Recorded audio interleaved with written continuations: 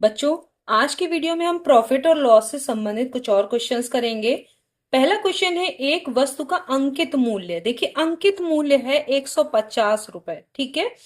उस पर दो छूट, क्रमशः दो छूट दी जाती हैं। यदि दूसरी छूट 12.5% हो तथा वस्तु का विक्रय मूल्य यानी जितने पर बेची जा रही है उसका अंकित मूल्य, जैसे आप कोई किताब खरीदते हैं या कोई अ, वस्तु खरीदते हैं तो उस पे कुछ लिखा होता है और उस पर कुछ छूट दी जाती है, तो जो पड़ता है, जो आपको विक्रय मूल्य यानी आप जिस पर खरीद रहे हो वो कम हो जाता है। ठीक है ना। आपको कहा जाता है इतनी छूट दी जा रही है, फिर उसके बाद अभी और छूट मिलेगी, तो छूट के बाद जो है, तो अगर आप कोई बुक खरीद रहे हो, कोई भी चीज खरीद रहे हो, तो उस पर लिखा कुछ और होता है, लेकिन कहा जाता है कि इस पर 10% डिस्काउंट है, या 50% डिस्काउंट है, या 20% डिस्काउंट है, तो उसके बाद उसका विक्रय मूल्य यानी जितना आप उसे जिस पर बेची जा रही है वो कम होता है। तो ये पूछा गया है, विक्रय मूल्य 105 रुपए है।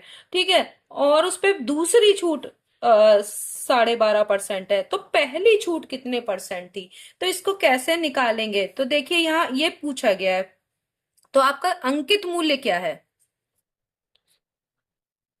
अंकित मूल्य है 150 रुपए। ठीक है। तो आपका ये अंकित मूल्य है 150 रुपए।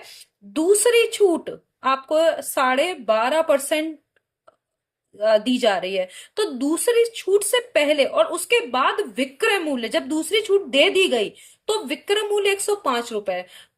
ठीक है। तो जब पहली दूसरी छूट से पहले विक्रय मूल्य क्या था? भाई, एक बार छूट दी गई है, ठीक है, वो पूछी गई है आपसे कितने परसेंट है, तो एक बार जब छूट दे दी गई तो उसके बाद विक्रय मूल्य, पहले अंकित मूल्य 150 था और बाद वाला जब दूसरी छूट भी दे दी गई तो विक्रय मूल्य 105 हो गया जिस पर की वो बेची जा रही है। तो उसके बीच में जब पहली छूट दी गई तो विक्रय मूल्य क्या था? तो हम लिखेंगे इसको कि हमारी दूसरी छूट से पहले, हमें अगर ये प्राप्त पता चल जाए कि दूसरी छूट से पहले विक्रय मूल्य क्या था, तो हमें पता चल जाएगी कि कितने परसेंट छूट दी गई। तो हम लिखेंगे दूसरी छूट से पहले विक्रय मूल्य यानी कितने पर बेची जा रही थी दूसरी छूट से पहले। तो आपका देखिए विक्रय मूल्य क्या है, तो विक्रय मूल्य यहां पर क्या है, वो यानी वो S1 है, ये S2 है। तो देखिए कितना है, विक्रय मूल्य 105 जिस पर बेची जा रही है गुणा 100, और 12.5% है 100। तो 100 में से अगर 100 रुपए है, 100 रुपए का अगर मूल्य है, तो 100 रुपए का 12.5% क्या हो गया? 12.50 यानी 12 रुपए 50 पैसे। तो ये करेंगे 100 माइनस 12.5 को ऐसे ही लिख सकते हैं, 100 12.5 का मतलब 25/2 यानी 12.50। ठीक है, रुपए में अगर करेंगे तो ये हो गया 12.5। ठीक है। अब इसको अगर घटाइए तो 105 रुपए आपका विक्रय मूल्य है, 100 दूसरी छूट के बाद ये विक्रय मूल्य है, गुणा 100 बटे जितना कि आपको दूसरी छूट दी गई है परसेंटेज में, तो उसे घटा दिया। क्यों घटा दिया? क्योंकि पैसा कम हो जाएगा।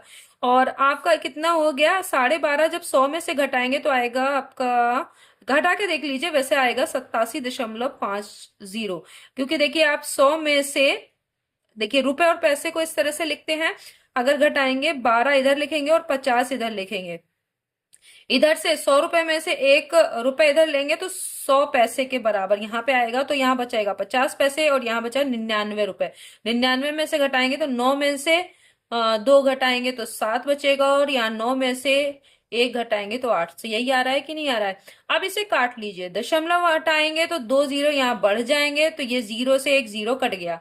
अब देखिए यहाँ 5 से कट रहा है, 5 दूनी 10, 5 एक कम 5, यहाँ भी 5 से कट रहा है, 5 एक कम 5, और 3 बचा आपका 37 हो गया, तो 5 सत्ते 35, और फिर 2 बचा 55 25। ठीक है। उसके बाद अब देखिए 25 से कट रहा है ये पूरा, 25 चौक 100 और एक जीरो। ठीक है। और यहाँ 25 चौक 100, 25 पंजे 125, छंग और सत्ते 25 सत्ते 175। अब 7 से काटेंगे 7, तिया 21। तो अब ये हो गया आपका, दिख रहा है कि 120 रुपए।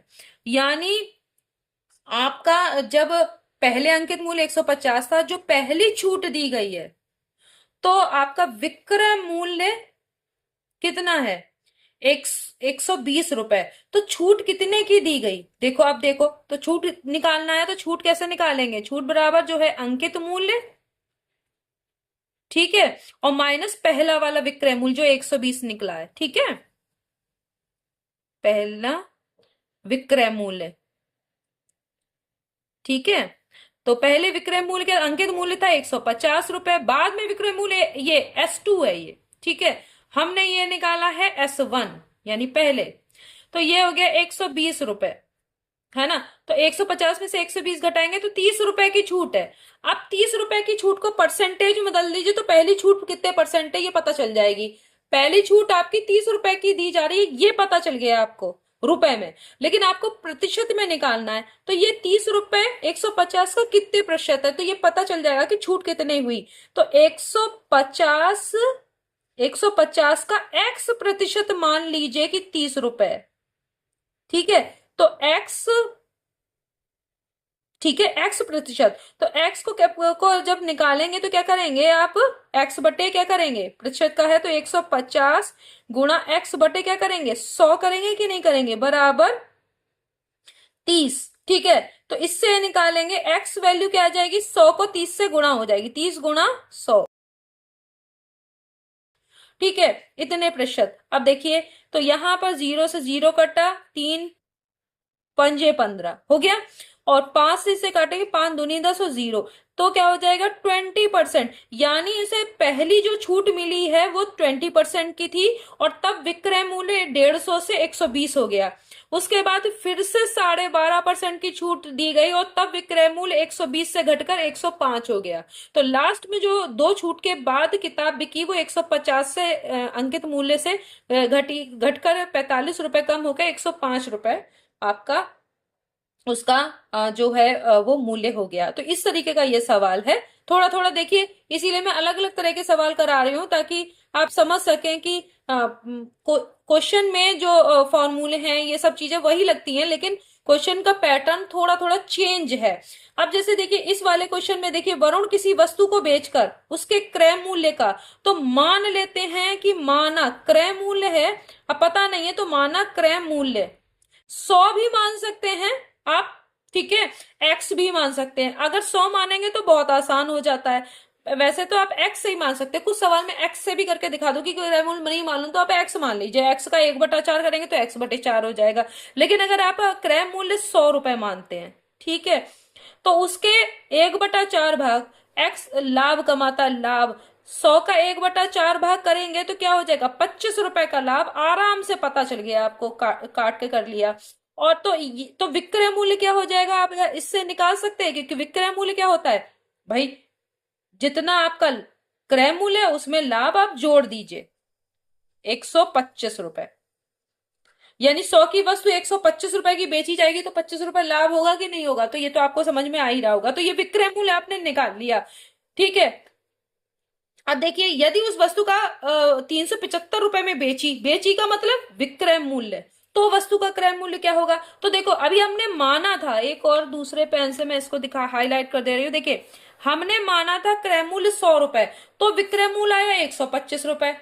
अब अगर 125, इसका मतलब 125 रुपए विक्रय मूल्य, तो क्रय मूल्य कितना है 100 रुपए, तो 375 रुपए विक्रय मूल्य है, तो क्रय मूल्य क्या होगा, लिखेंगे चूंकि 125 रुपए विक्रय मूल्य है, तो क्रय मूल्य कितना है, क्रय मूल्य बराबर 100 रुपए, ठीक है।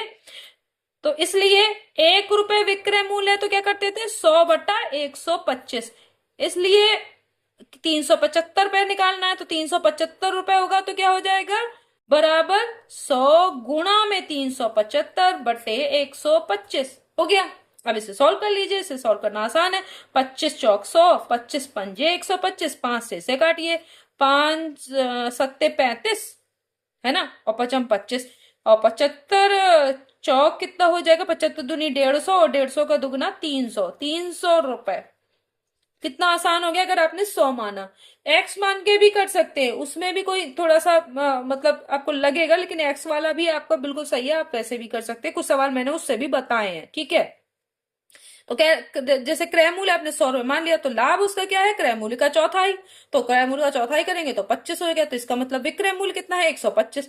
तो अगर 125 विक्रय मूल्य है तो क्रय मूल्य 100 रुपए था, है ना। तो 375 रुपए विक्रय मूल्य है, तो क्रय मूल्य कितना होगा, आराम से आपने निकाल लिया। तो यहाँ पर वस्तु का क्रय मूल्य 300 रुपए था और उसे बेचा गया है 375 रुपए में। ठीक है, तो इस तरह से ये वाला सवाल होगा। एक और क्वेश्चन करते हैं। आप देखिए, ये और अलग तरीके के क्वेश्चन इस तरह का एक इस पैटर्न पे एक क्वेश्चन, आप बिल्कुल ऐसा नहीं था, लेकिन इस पैटर्न पे आप एक क्वेश्चन कर चुके हो, या बल्कि 3-4 क्वेश्चन मैंने कराए हैं। एक दुकानदार कुछ टॉफी 1 रुपए की 25 के हिसाब से खरीदता है। तो 25 टॉफी का, अब ध्यान दीजिए, 25 टॉफी का खरीदने का मतलब है बाइंग प्राइस, यानी क्रय मूल्य, है ना। क्रय मूल्य कितना है, 1 रुपए।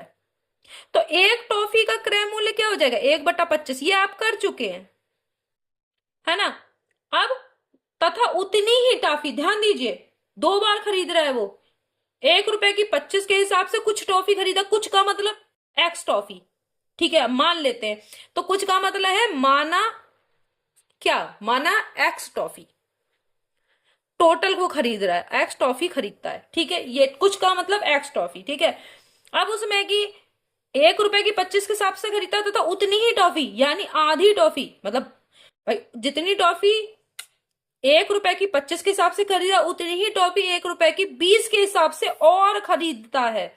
तो यानी अब इसका मतलब है, अगर कुल टॉफी एक्स थी तो x/2, यानी आधा टॉफी, उतनी ही टॉफी कह रहा है ना, तो x/2 टॉफी आपने खरीदी है 1 रुपए की 25 के हिसाब से। तो एक टॉफी का मूल्य ये है, तो x/2 टॉफी का क्रय मूल्य कितना हो जाएगा, क्रय मूल्य इतना और बढ़ेगा इसमें। तो ये हो जाएगा x/2 से गुणा हो जाएगी, तो 1/25 गुणा x/2 करेंगे तो ये हो जाएगा x/50 रुपए, हो गया कि नहीं। ऊपर x की 1 से गुणा तो x आएगा, 25 की 2 से गुणा 50 हो गया। आप देखिए 1 रुपए की 20 के हिसाब से और खरीदता है, तो ये अब ये क्या हो गया, 20 टॉफी का मूल्य भी क्या है, का क्रय मूल्य बराबर 1 रुपए। तो एक टॉफी का क्रय मूल्य क्या हो जाएगा, 1/20, ये रुपए हो गया। फिर x/2, क्योंकि जितनी टॉफी उसने 1 रुपए की 25 के हिसाब से खरीदा, उतना ही 1 रुपए की 20 के हिसाब से भी खरीदा है। इसका तो इसको भी गुणा करेंगे वैसे ही, 1/20 गुणा x/2 बराबर x/40, और फिर दोनों को मिला लेता है, मिक्स कर देता है। तो क्रय मूल्य अब कितना हो गया, ये पहला B1 हो गया, ये जो 20 टॉफी खरीदी है 1 रुपए की, उसका से क्रय मूल्य निकालेंगे तो B2 हो गया। अब इन दोनों को मिला लेता तो टोटल हो गया B1 प्लस B2, ये हो गया टोटल क्रय मूल्य। B का मतलब बाइंग प्राइस, समझ गए, वो तो आप बहुत सारे वीडियो में देख ही चुके हैं। तो हम शॉर्ट में लिखते हैं, B1 का मतलब क्या है, x/50, B2 का मतलब x/40। अब इन दोनों को जोड़ेंगे तो देखिए नीचे कर दीजिए आप, मैंने बताया था सिंपल करने का आसान तरीका है, यहाँ 40 और यहाँ 50, तो यहाँ हो गया 40x प्लस 50x, तो कुल हो गया 90x/50 गुणा 40, ठीक है। ये आपका B निकल के आ गया। और फिर अब यहां तक तो आपने क्रय मूल्य निकाल लिया, और फिर उनको 2 रुपए की 45 के हिसाब से बेच देता है, टोटल टोटल एक्स टॉफियों को। तो देखो 2 रुपए की 45 है ना, तो 45 टॉफियों बेच रहा है ना, टॉफियों का विक्रय मूल्य, ये क्रय मूल्य था, खरीदता है। तो ये सब क्रय मूल्य निकाल के आपने टोटल क्रय मूल्य निकाल लिया। 45 टॉफियों का विक्रय मूल्य यानी सेलिंग प्राइस, ये कितना है, 2 रुपए, ठीक है, ये सब रुपए में आ रहा है। और अब ज्यादा लिखने की जरूरत नहीं, क्योंकि कॉम्पिटेटिव एग्जाम है तो आपको ज्यादा नहीं लिखना है। तो एक टॉफी का क्या हो जाएगा विक्रय मूल्य, 2/45, तो एक्स टॉफी का विक्रय मूल्य क्या हो जाएगा, 2 गुणा एक्स, तो 2x/45, ये आ गया विक्रय मूल्य। अब आपको यहां पर ये जो आपको निकला है, ये आपका है सेलिंग प्राइस और ये आपका है बाइंग प्राइस, हो गया। तो आपको कितने प्रतिशत लाभ हानि हुई, देखिए अगर आपको नहीं समझ में आ रहा है, एक आप बात और ध्यान दीजिएगा, आपको ये नहीं समझ में आ रहा, क्योंकि आपको कैसे पता चलेगा, आप बाइंग में से सेलिंग हटाओगे कि सेलिंग में से बाइंग हटाओगे, क्योंकि आप अगर आपको दिख रहा है कि प्रॉफिट हो रहा है तो आप सेलिंग में से बाइंग घटाओगे, एस माइनस बी करोगे, और अगर लॉस हो रहा है तो बी माइनस एस करोगे। अगर आपको यही नहीं समझ में आ रहा कि इन दोनों में से बड़ा कौन है, तो भी एक एक तरीका है, आप किसी में से भी कुछ को घटा दीजिए। अगर माइनस में आ रहा है, अगर एस माइनस बी करते हैं जैसे आप कर रहे हैं, मान लेते हैं कि आप प्रॉफिट हो रहा है, देखिए हम यहाँ नहीं देख रहे कि प्रॉफिट हो रहा था कि लॉस हो रहा है, क्योंकि हमें यहाँ समझ में नहीं आ रहा, देखिए इतना बड़ा ये दिए हुआ है और हमारे पास वहां टाइम नहीं होगा। तो अगर हमने ऐसा करा, मान लेते हैं कि प्रॉफिट हुआ, ठीक है, तो प्रॉफिट अगर होगा, मान लेते हैं प्रॉफिट, अब ये चेंज भी हो सकता है लॉस हो रहा हो, लेकिन अगर आपको नहीं समझ में आ रहा तो आप मान लीजिए प्रॉफिट हो रहा है ना। अगर बड़ी ऐसे कुछ बड़ा दिया हुआ है और आप समझ नहीं पा रहे, तो अगर डायरेक्ट आपको दिख रहा है कि आप प्रॉफिट हो रहा है लॉस हो रहा है, तब तो आपको करना ही है। लेकिन अगर नहीं समझ में आ रहा, तब के लिए क्या करेंगे, तो आप क्या करेंगे, प्रॉफिट हो रहा है तो एस माइनस बी करेंगे कि नहीं करेंगे, भाई प्रॉफिट का मतलब क्या है, प्रॉफिट बराबर एस माइनस बी, यानी सेलिंग प्राइस ज्यादा होगा और बाइंग प्राइस कम होगा, यानी बेचेगा ज्यादा में, खरीदेगा कम में। तो यहां पे करिए 2x/45। अब यहाँ पे देखिए एक जीरो से ये जीरो, ये सी पेन से कर रहे हैं, एक जीरो से ये जीरो कट गया, तो यहाँ पे आ गया। अब देखिए माइनस में क्या करेंगे, 2x/45 ये आपने कर दिया, और यहाँ हो जाएगा 9x/4 दूनी 4×5 = 20, 200 हो गया कि नहीं, ये हो गया। अब देखिए, अब इनको जब सॉल्व करेंगे आप इसको, तो यहाँ पे हो जाएगा आपका 45 × 200, और 200 से अगर आप 2 की गुणा करेंगे तो 400x आएगा, और 45 की 9 से करेंगे तो देखिए 9×5 = 45 का 5, 4 बचा, 9×4 = 36 और 4 = 40 x। अब देख रहे हैं कि यहां पर माइनस में आपकी वैल्यू आ रही है, यानी बी की वैल्यू ज्यादा है। अब समझ में आ गया कि नहीं आ गया, तो आपका ये प्रॉफिट नहीं है, ये क्या है, लॉस है। कोई दिक्कत नहीं है आप अगर ऐसा भी कर रहे हैं, तो आप क्या करेंगे, यहां पर क्या कर देंगे, इसका मतलब आपको क्या है, बी माइनस एस करना था। अब आप समझ में आ रहा है, तो आपको कोई दिक्कत नहीं है, आप यहां पे क्या कर दीजिए, प्रॉफिट की जगह यहां पे क्या कर देंगे, आप लॉस लिख देंगे, और लॉस कितने हो जाएगा, आप इसे इसे क्या कहिए, माइनस में मत लिखिए। आप ये मान के चलिए कि हमारा यहाँ पे इसे 405 में से 400 घटाइए तो कितना हो गया, ये मैं बता रही हूँ कि किस तरह, अगर वहां फंसेंगे तो आप करेंगे क्या। तो यहां लिखेंगे 5x/45 × 200 हो गया, ये लॉस आ गया आपका, क्योंकि आप प्रॉफिट में करेंगे तो माइनस में आ रहा है, तो लॉस क्या होगा, ये प्लस में हो गया, ये हो गया आपका लॉस। ठीक है, तो आप ऐसे करके भी निकाल सकते हैं कि आपको लॉस, अब लॉस परसेंटेज आपका निकल आएगा।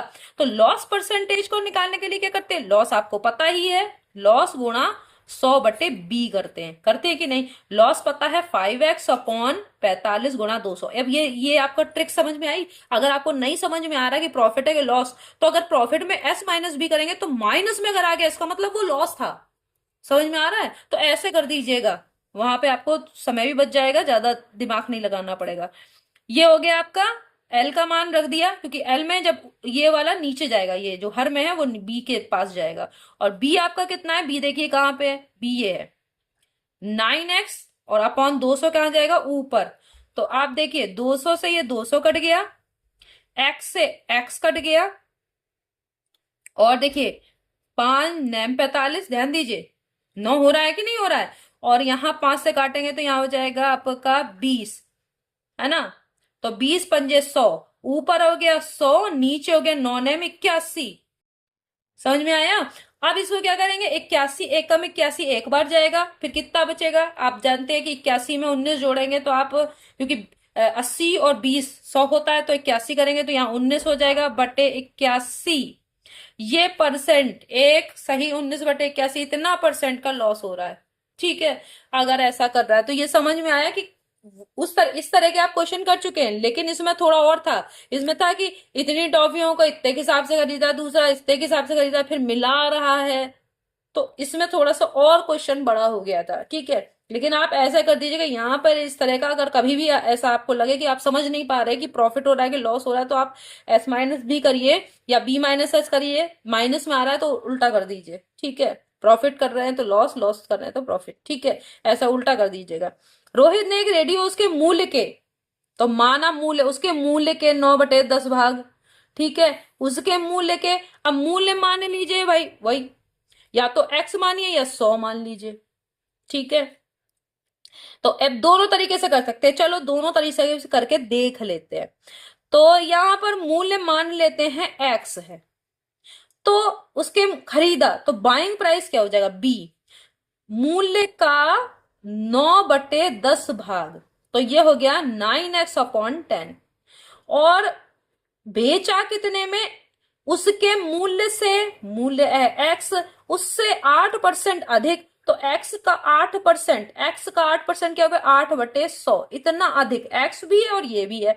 तो इसको देखिए, 4×8, 4 को काटिए, 4×8 और 4×5 = 20, तो 2/25। तो यहां पर हो गया x+2x/, यहां देखिए x+2x/25, तो यह 25x यहां हो गया, 25 में 2 और जोड़ेंगे तो 27x/25, ये आपका आ गया। उसका लाभ कितने प्रतिशत है, इसमें तो साफ लिखा हुआ है लाभ है, तो s माइनस बी आप करेंगे, तो प्रॉफिट निकाल लीजिए। जब s और b दोनों दिया हो तो प्रॉफिट क्या हो जाएगा, s माइनस बी। तो आप करिए, तो यह 27x/25 में से b 9x/10 घटाएंगे, तो आप डायरेक्ट कर दिया करिए, मैंने एक ऐसा भी बताया था, 25×100 कर देंगे, 25×10, सॉरी 25×10 करेंगे यहाँ पे, और तो यहाँ क्या हो जाएगा 270x, 10 से इसकी गुणा कर दीजिए, 25 से इसकी गुणा करिए, 25 को 9 से करेंगे तो क्या आ जाएगा 225x, क्योंकि 25 दशम 250, तो उससे 25 कम करिए तो ये सीधे सीधे आ गया। अब 270 में से 225 घटाएंगे तो कितना बचेगा, ये बचेगा 45, क्योंकि 230 होता तो 40 बचता, तो यह 45x/, कितना हो गया 250, क्योंकि 25 की 10 से गुणा हो गई। अब ठीक है, इतना हो गया, पी आ गया ये आपका। तो प्रॉफिट परसेंटेज, ये भाई आपका दूसरा सवाल था, इसको ना सोचिएगा। प्रॉफिट परसेंटेज क्या हो जाएगा, P×100/B, आप ये जानते हैं, P की वैल्यू आपको निकल आई है 45x/250। अब गुणा में आपका आ गया 100, बी का मान क्या है, ये है, तो आप यहां पे लिखिए बी में 9x नीचे जाएगा और ऊपर आएगा 10, तो देखिए 0, x से x कट गया, 9×5 = 45, 5 से काटिए, ये 5×5 = 50 हो गया, 50×2 = 100, तो यहाँ हो गया 20%, 20% का लाभ हो रहा है। अगर उसने x के जितना भी मूल्य था उसके 9/5 भाग में खरीदा और उसके बाद उसे 8% और ज्यादा पर बेच दिया, तो उसे 20% का प्रॉफिट हो रहा है। अगर x मानते हैं, अगर 100 मानते हैं तो मैं कहां पे करूं, जगह नहीं है, चलो खैर करके देखते हैं, यहीं पे बता देती हूँ। देखो, अगर किस पेन से, ये तो आपका ठीक है, चलो इसी से बता देती हूँ। उसके मूल्य मान लो, अब 100 माना, 100 के 9/10, 100 का 9/10 करोगे तो 100×9/10 करोगे, 0 से 0 कट गया, तो क्या हो गया 90, है ना, के 9/10 भाग में खरीदा, तो 100 का 9/10 भाग ये हो गया 90 में खरीदा। अब उसके मूल्य से, मूल्य था 100, ठीक है, अब हमने 100 माना है, 100 से 8% अधिक, 100 का 8 क्या हो गया, 100 का 8% 8 हो गया, 8 रुपए, तो 100 में 8 रुपए जोड़ दोगे तो कितना है, देखो यहाँ पे हम लोग कर रहे थे, तो ये हो गया 108। अब देखिए, तो इसमें ये आपका आ गया, जो आपने 90 निकाला है ये क्या है, बाइंग प्राइस, और 108 निकाला है ये सेलिंग प्राइस। देखिए यहीं पे बता रही हूँ, ये एक्स से भी आपने कर लिया, कि जब आपने माना नहीं, एक्स मान लिया, कुछ भी नहीं है तो पता, बीजगणित के हिसाब से। अब यहाँ गणित में आपने 100 रुपए मान लिया, ठीक है, तो 100 का 9/10 क्या हो जाएगा, 90 रुपीज, तो बाइंग है आपका 90, सेलिंग है 108, तो आपका 18 रुपए का लाभ हो रहा है कि नहीं, 18 रुपए का लाभ हो रहा है, आपको साफ दिख रहा है, बी s माइनस बी कर रहे हैं तो 18 रुपए का प्रॉफिट कितना है यहाँ पे, अब देख लीजिए, यहीं पे मैं कर दे रही हूँ इसी को बहुत आसानी से, प्रॉफिट हो गया 18 रुपए का, समझ में आया। तो प्रॉफिट परसेंटेज निकालेंगे तो प्रॉफिट 18 का है, बटे गुणा 100, बटे में कितना आएगा 90 हो गया। अब देखिए 18 से डिवाइड कीजिए, 18×5 = 90, हो गया कि नहीं, ये सही है, आपको समझ में आ रहा है, 18×5 = 90, पहाड़े याद कर लीजिएगा, 5×2, अब ये आ गया ना 20%, देखिए इतना आसानी से भी हो गया। आप 100 मान के करें चाहे x मान के करें, आप दोनों तरीके से कर सकते हैं। 100 मानना इसलिए आसान पड़ता है इसलिए क्योंकि प्रतिशत वाला हिसाब किताब है ना, तो 100 पर निकालना बहुत आसान हो जाता है भाई। अब जैसे आपने यहाँ निकाला 8%, तो 100 का 8% आप आराम से निकाल सकते हो, क्योंकि 100 का 8% 8 ही होगा। 100 का 16% करेंगे तो 16 रुपए होगा, 100 का 27% करेंगे तो 27 होगा। तो ये निकालना आपको आसान पड़ जाता है। तो आप इस तरह से करिए, चाहे इस तरह से करिए, मैंने दोनों तरह से बता दिया, आपकी जो मर्जी आया वो करिए। तो इस तरह के और भी कुछ क्वेश्चंस लेके आऊंगी नेक्स्ट वीडियो में। तब तक के लिए धन्यवाद।